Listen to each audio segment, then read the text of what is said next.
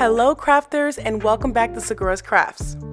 Today I have a fun card tutorial for you, creating this bridge-like card and also bringing awareness to lupus this month, which is the month of May, which is Lupus Awareness Month, as well as Mental Health Awareness Month as well.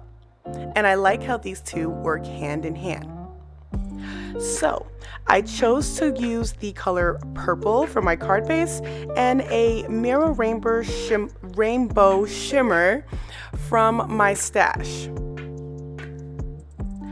So the first thing I did was I cut it down to 9 3/4 by 4 1/4. And then on the long side, I measured 1/2 of an inch. And then I placed the blade on my 3-inch mark and slide it down towards the 7.5 mark. This creates a slit in the middle of the card.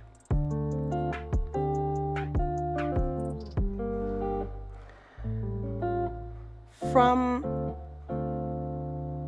one side, I scored it at 3 inches, but I stopped it at the cut line on the bigger piece. So you'll see there's one section that's bigger than the other from the cut line, and I utilized the larger section and I stopped it at that cut line that we created in the beginning. Then I flipped it over and scored it at 2 1/4 on the short side. I flipped it back to the other side and I scored it at 5 1/4 all the way down into both pieces. This allows us to create that bridge look and still have it connected, but folding it is completely different. So I folded the strip part towards me, and the other score line I just folded it back as we would folding a regular card. Now the base is complete. Now, for my rainbow mirror cardstock, I will be using this to mat my other pieces to kind of give it that nice little frame in the back. I think it adds so much shine and it gives it that extra pop to the card.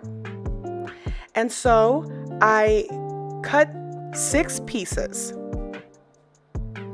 and I will place the measurements on the screen, and you can take a screenshot of it or write it down for when you're ready to create your version of the card.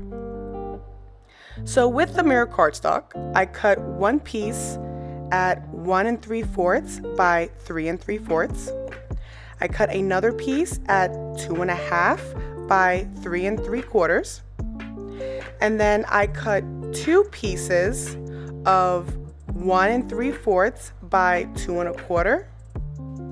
And then 2 other pieces of 1 3/4 by 1 inch. This allows us to use those pieces as a matted or a mirror-like look to the back of our card and whatever panel we decide to put on top. For the white cardstock, which is the layer on top of the mirror piece, I cut one piece of 1 1/2 by 3 1/2, another piece that's 2 1/4 by 3 1/2. Then I cut 2 pieces at 1 1/2 by 2, and then another 2 piece at 1 1/2 by 3/4 or 3/4. The white cardstock is used to stamp my images and sentiments on, but without coloring it. So I wanted to keep it very simple. I wanted to still bring the color all together, so I decided to add some distress to the edges with some Distress Oxide wilted violet to tie all the purple in together. I stamped all the pieces I wanted to use on each cut using my Misty tool and trying to make sure I give it a nice crisp look.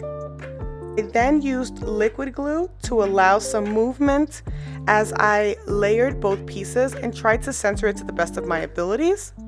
And because of the fact that it is a mirror kind of foiled-ish cardstock, I did not want it to possibly come off with tape, and I felt like glue would make sure it stays for sure. Once I got all the pieces assembled and matted, it is now time to completely assemble our card. So here you'll see me assembling the cards together, placing the different areas and where I wanted the sentiments to be at. Now, at this time, in the two inner squares, I could have used that for my message because it does get hidden once it's folded in together. Or you'll see there's an area in the back where you can place rather a little cardstock there and create a message there, or just write it in the back of the cardstock as is. It's really up to you. Possibilities are completely endless when it comes to your creation.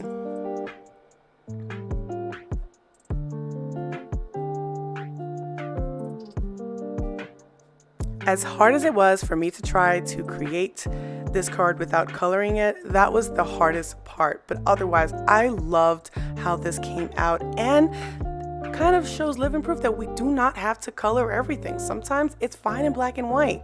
Not many things are black and white, and this we can make it that way. And if you want, you can add gems, you can add a stencil background to it. I wanted to keep this very simple.